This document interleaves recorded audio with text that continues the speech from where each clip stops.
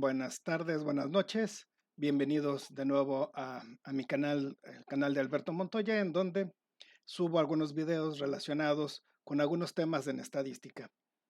En esta ocasión, y como les había comentado, estoy haciendo una serie de videos que tienen que ver con el diseño experimental. Este es el tercer video. El primero fue cómo es, el segundo, digo, perdón, el primero qué es, el segundo algunos conceptos básicos, y en este tercer video vamos a ver algunos principios para que que se deben de cumplir para que nuestro diseño o para que nuestro experimento tenga validez científica y por lo tanto los resultados sean confiables. Venga, de ahí vamos a comenzar. Bien, ¿cuáles son los principios fundamentales en un diseño experimental? Bueno, primero los voy a enumerar y posteriormente voy a ir explicando cada uno de ellos. El, eh, por lista, digamos, sería la aleatorización. Todo diseño experimental debe de basarse en la aleatorización. Las muestras o en este caso, en un experimento, las unidades experimentales deben de ser independientes. También debemos de buscar la simplicidad en mi diseño. Un diseño más simple es más fácil de manipular, más fácil administrativamente. Generalmente son más económicos que uno complejo. Además, el análisis de los datos que provienen de un diseño simple, pues obviamente son más fáciles que aquellos que provienen de un diseño más complejo. Replicación. La replicación se considera que es la repetición de mi experimento. Ya veremos cuáles son la importancia de este. Tamaño adecuado de la muestra, lo cual va a repercute directamente sobre la potencia estadística. Y por último, el control o blanco. Muy bien. Empecemos por la aleatorización. La aleatorización es cuando la selección de mis muestras, como lo vimos en el tema de muestreo, que también se encontrarán en mi canal y también se encuentran dentro de las listas de reproducción que he creado también. Se encuentran ya aglomeradas en el tema de teoría del muestreo. Bueno, entonces el muestreo perdón, la aleatorización en el diseño experimental es muy importante y esto significa que los elementos de observación que van a formar mis grupos experimentales hayan sido seleccionados de manera aleatoria. De esta manera conseguimos varias cuestiones importantes. Una de ellas es la independencia de la muestra, contribuimos a la independencia de la muestra y disminuimos el error experimental. Es decir, la variación intrapoblacional, la variación interna de cada unidad experimental se reduce y evitamos sesgos, que si no lo hacemos de manera aleatoria, entonces vamos a tener sesgos y seguramente nuestro error experimental va a ser mucho mayor.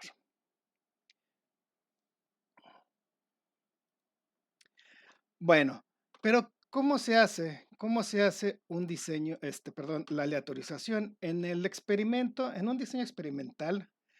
La aleatorización tiene dos fases. La primera fase y la segunda, como dirían de Ontofilito. Bueno, la primera fase, como se muestra en esta imagen, em, imagínense que yo quiero hacer un experimento en el cual yo voy a probar dos dietas. Dieta 1, que está en este esquema simbolizado como T1, y la dieta 2, que está simbolizada con T2, en estos óvalos que están de diferentes tonalidades.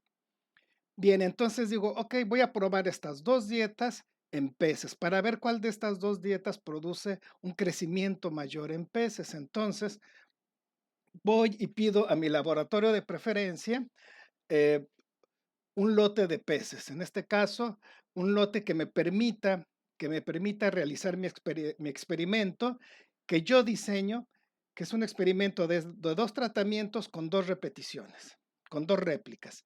Entonces, si son dos tratamientos con dos réplicas, entonces necesito 4 unidades experimentales. Estas 4 unidades experimentales aquí señaladas como UE1 sería la unidad experimental 1, UE2, la unidad experimental 2, 3 y 4. Van a ser 4 unidades experimentales que forman o que van a formar mis grupos experimentales. Ahorita son la pura pecera solita, la cual pues, obviamente lleno de agua, etcétera, etcétera. Controlo las variables para que las variables dentro de todo mi experimento sean constantes. ¿Qué variables? Pues la temperatura, la salinidad, dado que mis tratamientos a probar o mi factor a probar son mis dietas. Muy bien, entonces de la presa donde generalmente me mandan mis organismos, me mandan 25 individuos.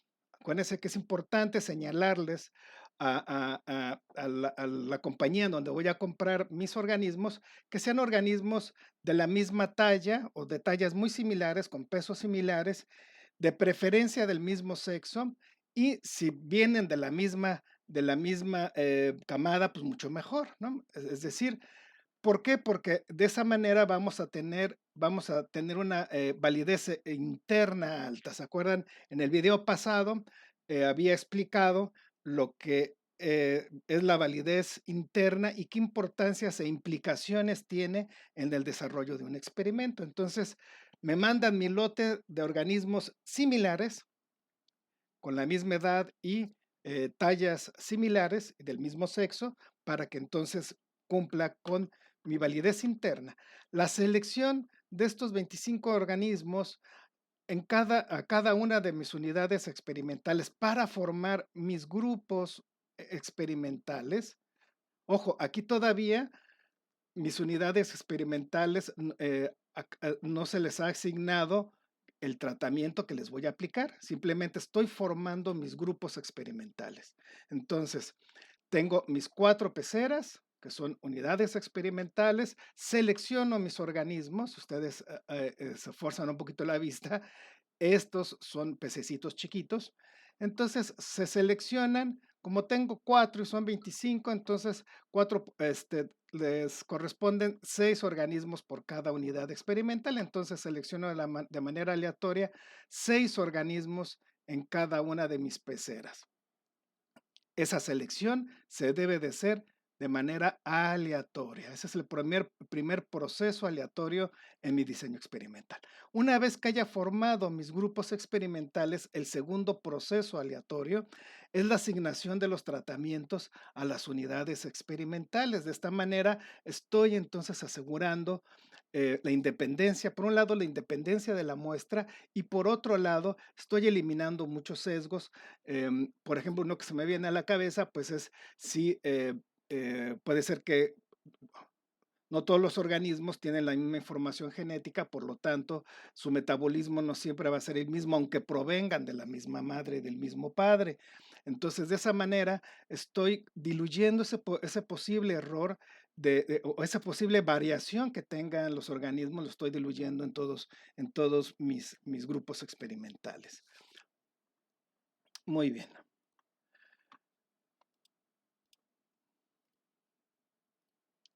Perfecto. El siguiente punto a considerar es la independencia de la muestra.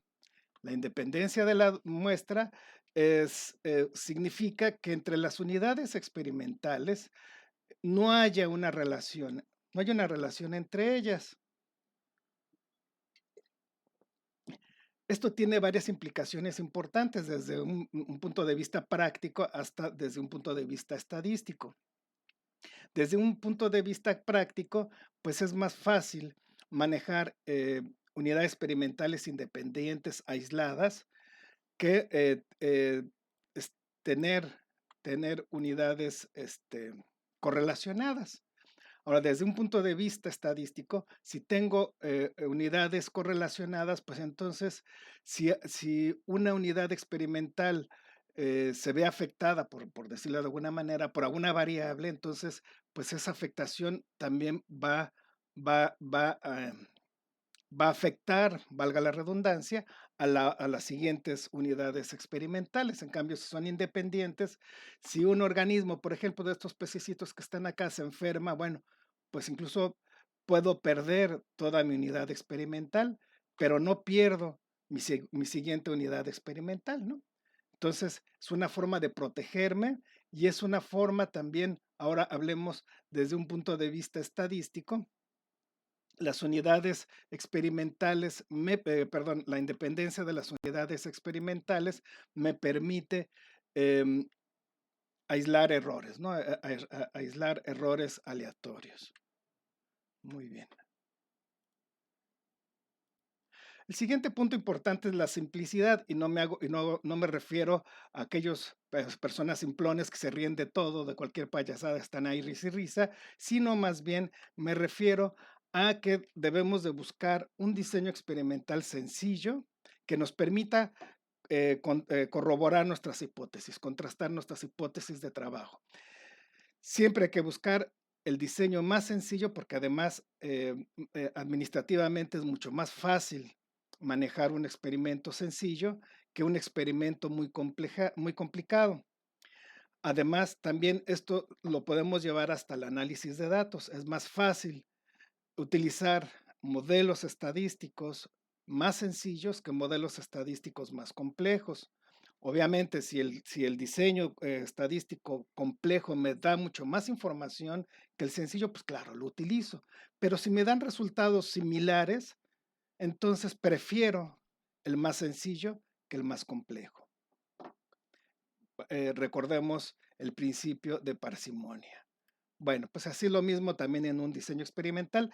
Busquemos la simplicidad en un diseño experimental, lo cual nos va a beneficiar en nuestro análisis y primero nuestra obtención de información y posteriormente nuestro análisis de datos.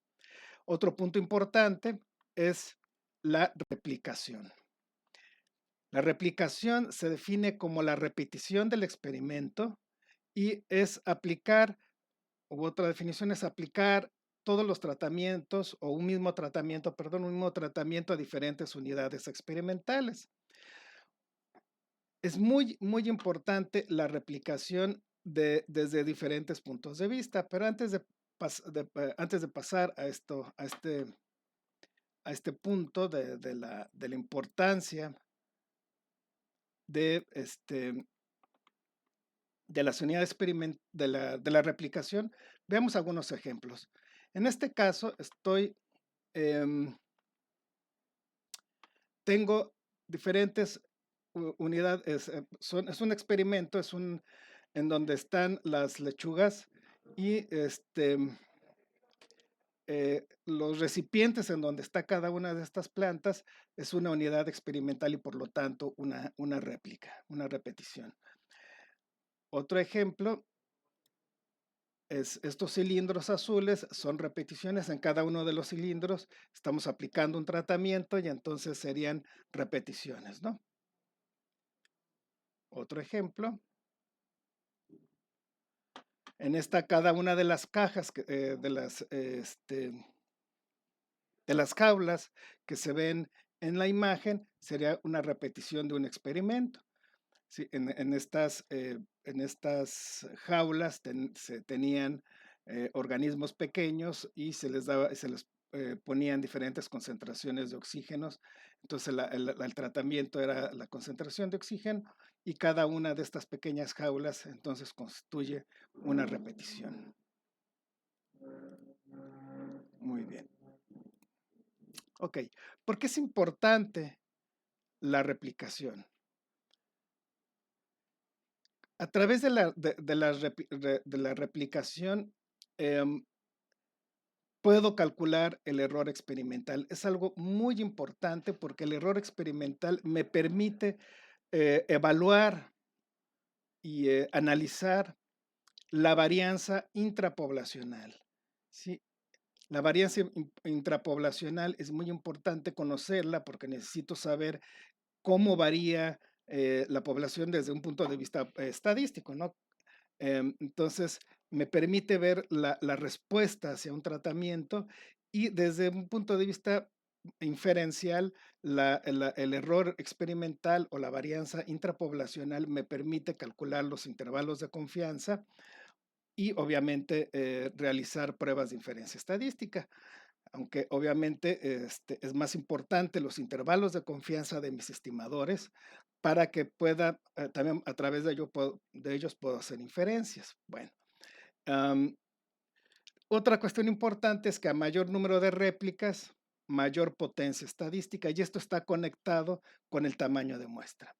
Es decir, con el número de réplicas que necesito para cada tratamiento. Mientras más número de réplicas, entonces mi potencia va aumentando.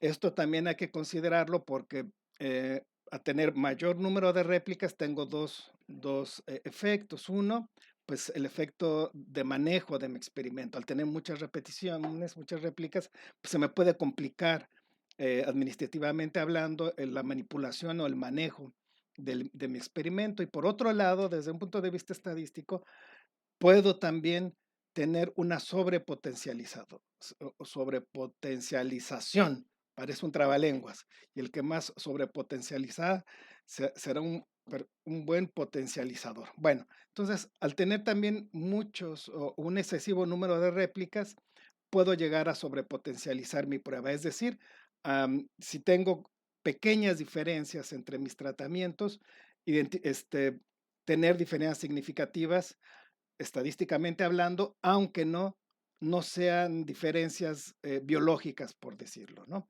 Entonces, ¿qué debo de hacer? Debo de estimar el tamaño de muestra o el tamaño de réplicas antes de realizar el experimento. ¿Cuál es el tamaño em, conveniente del número de réplicas para tener una potencia adecuada? ¿Cuál es la potencia adecuada? Según un autor que se apellida Cohen, no me recuerdo en qué año, en el 1970, algo así, hizo un análisis de cuál era la potencia adecuada a un nivel de significancia de 0.05 y él encontró que la potencia era de 0.75. ¿Qué pasa si se aumenta mucho la potencia? Entonces, pues obviamente, si aumento la potencia, la probabilidad de cometer el error tipo 1 también aumenta. ¿Cuál es el error tipo 1? Rechazar H0 cuando no debo de rechazarlo. Muy bien, bueno, esta es esta diapositiva iba antes cuando les comentaba del error experimental, es decir, la variación interna. En este caso, por ejemplo, si mi experimento o si mi muestra estoy analizando la variación, el tamaño de las manos y el color de la piel de las manos, entonces tengo una alta variabilidad dado por el tamaño y la coloración de las mismas. Bien, otro punto importante son las pseudorréplicas.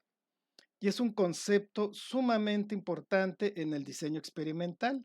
Las pseudorréplicas, como tal, el término pseudorréplicas lo acuñó un ecólogo apellidado Hulbert en 1998. Me parece que es el artículo, no me recuerdo bien, no recuerdo bien, pero lo voy a poner en la descripción. Voy a poner la cita del artículo de Hulbert, un super artículo que deben todos de leer, aunque no sean biólogos. Si eres un estudiante de prepa, es también conveniente que cheques este artículo. Es un artículo un poquito pesado, es un artículo voluminoso, son varias páginas. En inglés sí es un poquito tedioso, pero con un poco de paciencia vas a sacar información muy buena, ¿no? Y si eres un estudiante de una licenciatura de biología o de ciencias naturales en general, incluso de ingenierías, este artículo es básico, es indispensable para tu formación como analista de datos. Muy bien, entonces las pseudorréplicas se definen como réplicas que no son independientes, que existe una correlación entre ellas. Y esto trae como consecuencias, trae consecuencias importantes en mi análisis de datos.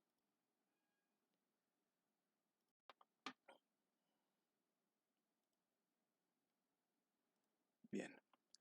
Vamos a suponer que se hace un experimento en agricultura en donde se quieren probar 2 tratamientos. Entonces, mis tratamientos que se están probando es T1 y T2.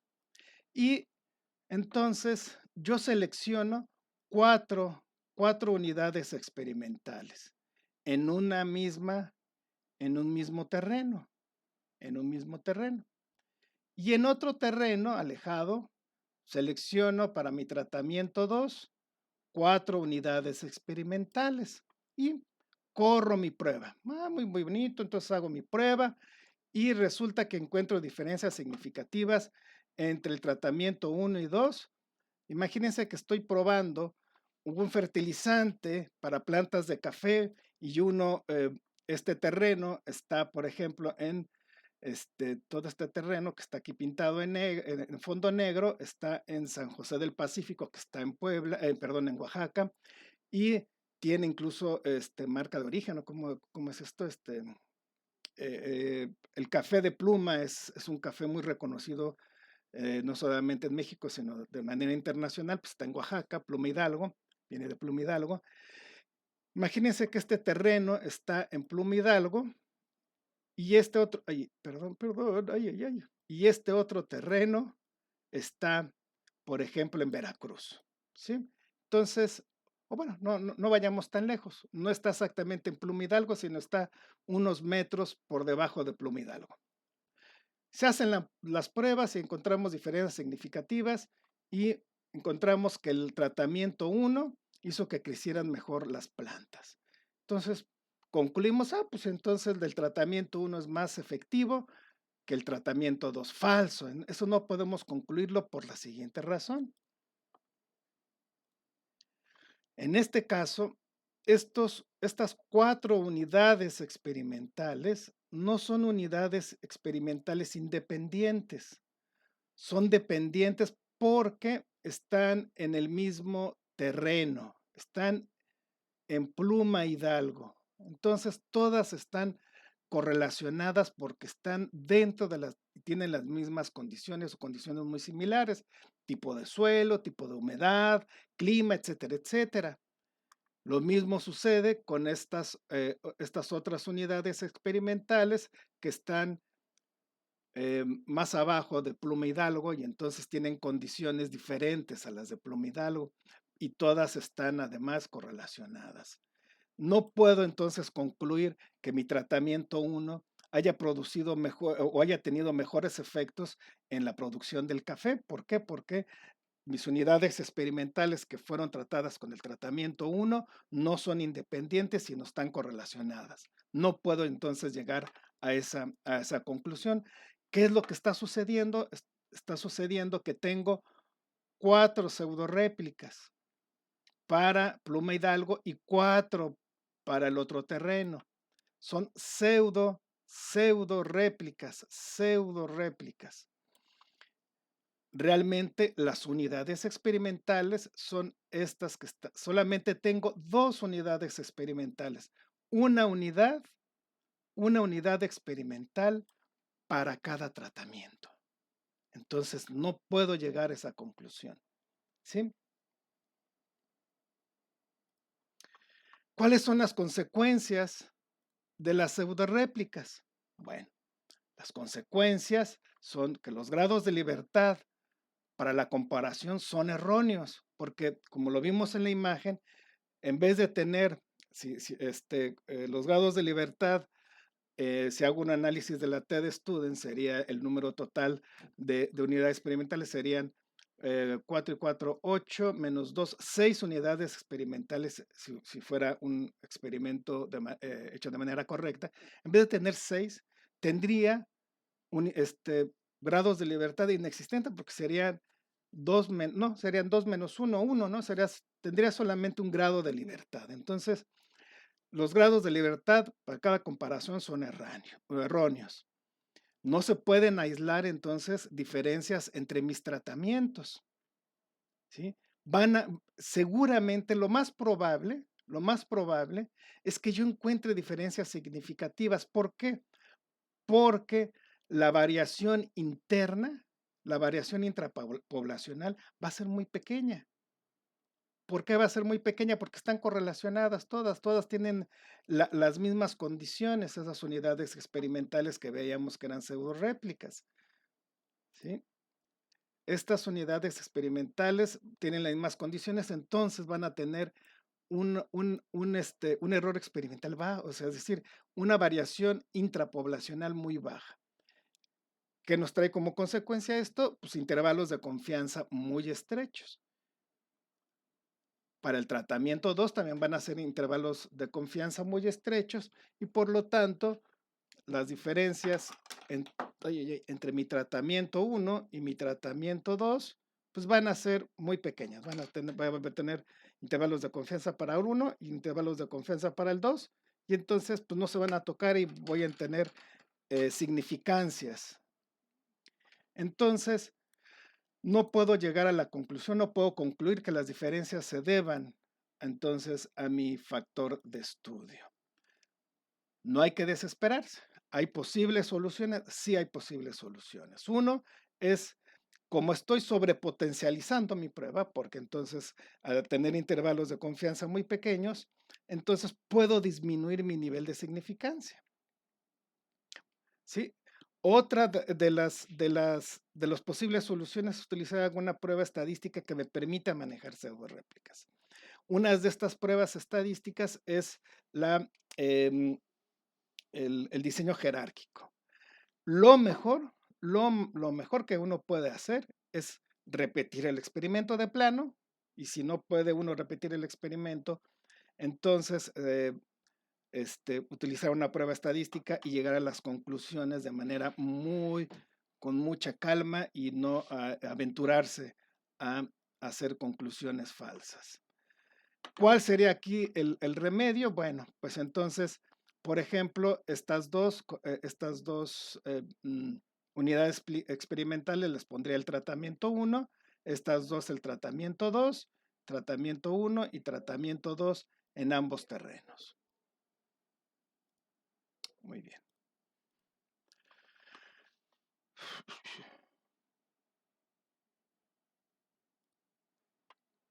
Algunos ejemplos de pseudorréplicas. En este caso, en la imagen de arriba, esto se les conoce como poches. Si, por ejemplo, un acuicultor lo que hace es poner en cada uno de estos niveles diferentes tratamientos, perdón, un mismo tratamiento, entonces estas serían pseudo réplicas. Yo sé que los acuicultores no hacen eso, ¿no? Pero solamente estoy ejemplificando posibles errores en el diseño. Entonces, si estoy utilizando el mismo tratamiento en este poche y suponiendo que estos fueran unidades experimentales, entonces estos no son independientes y por lo tanto tendrían pseudorréplicas. ¿Cuál es la solución? Utilizar tantos poches como, por ejemplo, si estoy utilizando tratamiento 1, pues sería aquí, por ejemplo, utilizar dos poches, uno puedo utilizar dos poches. Entonces aquí estaría, pues pondría tratamiento 1, tratamiento 2, en el siguiente poche tratamiento 1 y tratamiento 2. La asignación de los tratamientos en cada nivel debería de hacerse de manera aleatoria. Este es un ejemplo clásico de pseudoréplica en acuicultura en donde tenemos un estanque y el estanque es dividido por carriles y en cada carril se aplica un tratamiento. Entonces ahí tendríamos también, eh, perdón, en los carriles, si suponemos que son repeticiones de un mismo tratamiento, sería un error porque si eran pseudorréplicas. Este también serían pseudorréplicas, en una misma muestra estoy obteniendo dos réplicas, estos no serían réplicas, serían pseudorréplicas. Muy bien. El siguiente punto importante en abordar sería el control blanco testigo. Estas van a ser unidades experimentales, las cuales, según la definición, es una unidad experimental a la cual no se le aplica un tratamiento. Obviamente es una definición un poco corta, porque imagínense, si nosotros estamos dándole alimento a unos organismos, entonces no quiere decir que vaya a haber unidades experimentales en los cuales no les aplique, no les dé una dieta, ¿no? Los ponga, ahora sí que los ponga a dieta, no los pongo, no les doy nada de comer, pues se nos van a morir. Entonces, más bien, en el caso de experimentos en los que se apliquen algún tipo de dieta, de alimentación, entonces, lo que yo voy a hacer, mis, mi tratamiento control sería un alimento comercial en el cual ya estén medidos y analizados el efecto en la especie que estoy analizando, que estoy experimentando, cuál sería el efecto, o sea, es decir, cuál sería la tasa de crecimiento de los organismos bajo esta dieta. El control blanco testigo es algo sumamente importante porque además me permite tener un punto de referencia con la realidad. Si los resultados de mi grupo control no son los mismos que los que se reporta para mi alimentación ya comercial, entonces lo más probable es que mi experimento no haya corrido de manera adecuada, no haya habido un buen manejo. También va a ser el control blanco es la base contra la cual los otros tratamientos van a ser comparados. Voy a contarles una historia bastante desagradable cuando yo estudiaba la maestría. Es una historia no me pasó a mí, pues, sino más bien yo lo vi. Estaba en esos días de la maestría que uno sale todo aturdido de las materias y de los trabajos, me voy ahí caminando y paso por un auditorio y había un examen de grado. Entonces, en el examen de grado había un muchacho, entonces, que les explicó todo su tesis, su diseño experimental, llegó a los momentos de las cumbres de las preguntas, ¿no? Todo el mundo está ahí nervioso, bueno, los sustentantes, y entonces le pregunta a uno de los sinodales, que no creo que lo haya hecho de manera feía, ¿no? No, pues, seguramente no, no quería molar al muchacho, ¿no? Pero, pues, dijo: "Oye, perdón, pero me parece que no comentaste, o si lo comentaste, no puse atención. ¿Cuál fue tu control de tu experimento?". Pues, el muchacho se quedó así: "Ah", como lo harían así: "¿Ma?". ¿No? ¿De qué? La clásica respuesta, ¿no? Cuando nos agarran en curva: "¿Me podrías repetir la pregunta?". Entonces dices, cuando dicen eso, ya valió, ¿no? Sí, sí, sí, que me digas cuál es el control o si utilizaste el control. No, pues bueno, para no hacérselos largo, pues no pudo contestar. Pues se suspendió el examen, porque bueno, en el exámenes de titulación no hay reprobados, ¿no? Si ven que el muchacho no está muy bien preparado, suspenden el examen, dicen, bueno, mira, vamos a suspender el examen, nos vemos en 15 días, estúdialo bien, seguramente había un control o porque tu director lo conozco y hace bien las cosas, pero si no había un control, entonces tienen que repetir el experimento, no hay de otra. Muy bien, pues eso es todo por hoy. Em,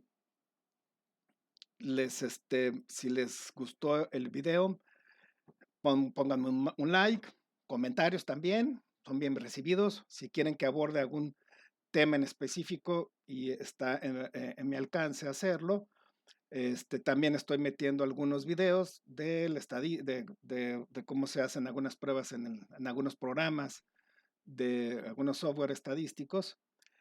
Son dos los que ahorita estoy generalmente usando, que es el PAST y el Estadística. Y si les gusta,